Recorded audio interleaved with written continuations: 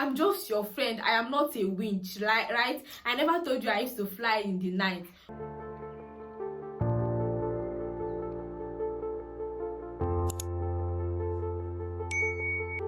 Welcome to my YouTube channel. My name is Victoria. So in today's video, I'm going to be telling you 4 signs that you are actually the problem.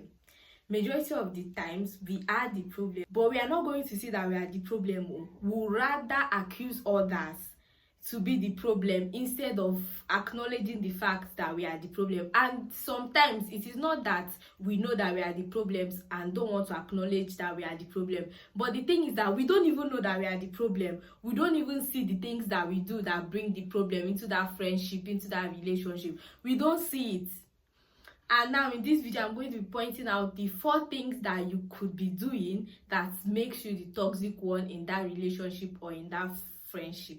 And it's funny how if you don't go into deep conversation with yourself, you most likely disagree that you are the problem, even when you have seen all of these things that I'm going to be mentioning in this video. So for you to actually see that you are the problem, you have to sit down, you have to evaluate yourself, you have to evaluate your attitude and know if your attitude is what is always lighting up the lighter and causing the fight all the time. If you don't go into deep conversations with yourself, you most likely never see these things. First sign that you are the problem in that friendship or in that relationship is that you always put people's love for you to test.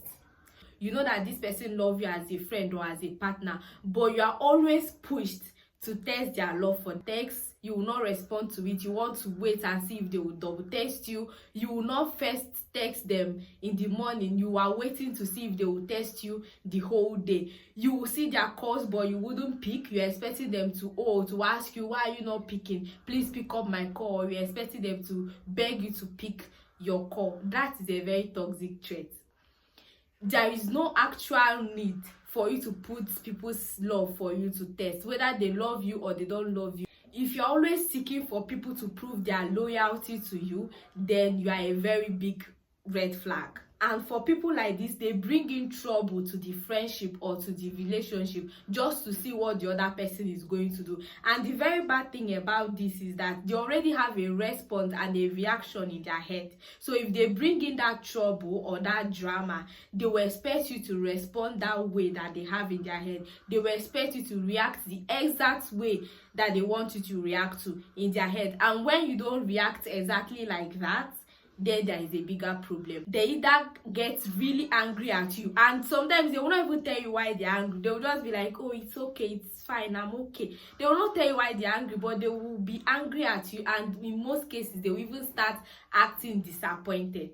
The second sign that you are the toxic one in that friendship is if you hide your rudeness behind I'm just being honest.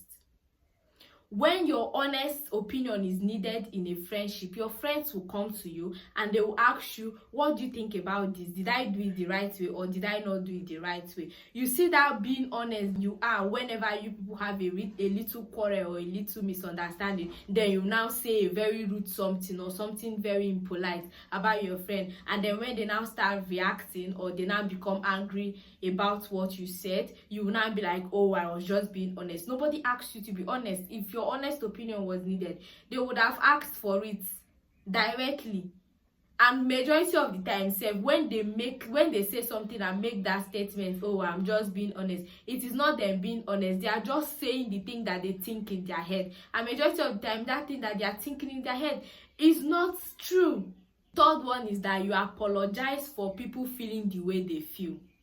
Instead of apologizing properly, because you are the cause, you are the one who made them feel that way, instead of you apologizing and saying, oh, I am sorry I made you feel that way, you will not be like, oh, I'm sorry you feel that way. What do you mean you are sorry you feel that way? They were not supposed to feel that way.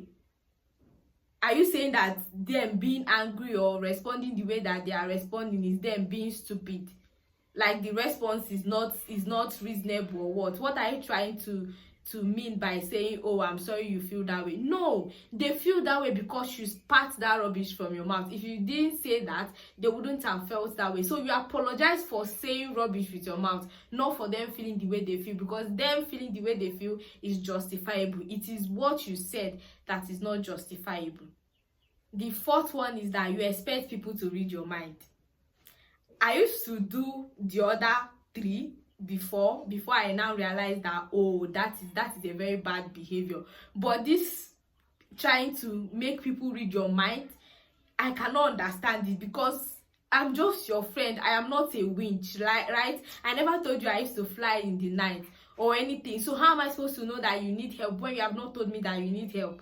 And this kind of people say, even if it's showing in their behavior, okay, that something is wrong, even if you ask them, they will tell you that they are fine, but then you need help. Maybe when you now finally get out of that situation or something, you now come to me and tell me that, oh, when I needed your help, you did not help. But you didn't tell me you needed my help. How am I supposed to know that you needed my help? You wanting people to read your mind at every time is a very toxic trait.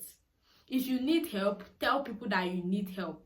If you need somebody to be emotionally available for you or physically available, open up and tell them that, oh, this period is a very critical period and I need you to be available for me. Don't expect them to know that, oh, it is a critical period and they should be available for you. They cannot know it if you don't say it. There are things that they can know without you saying it, like, oh, you are sick. It is obvious that you're sick. It will show in your physical appearance and everything. But you needing financial help, they cannot know. Especially if you're not somebody that used to be extravagant before. They will not know that you need financial help if you don't ask them. They are not inside your bank.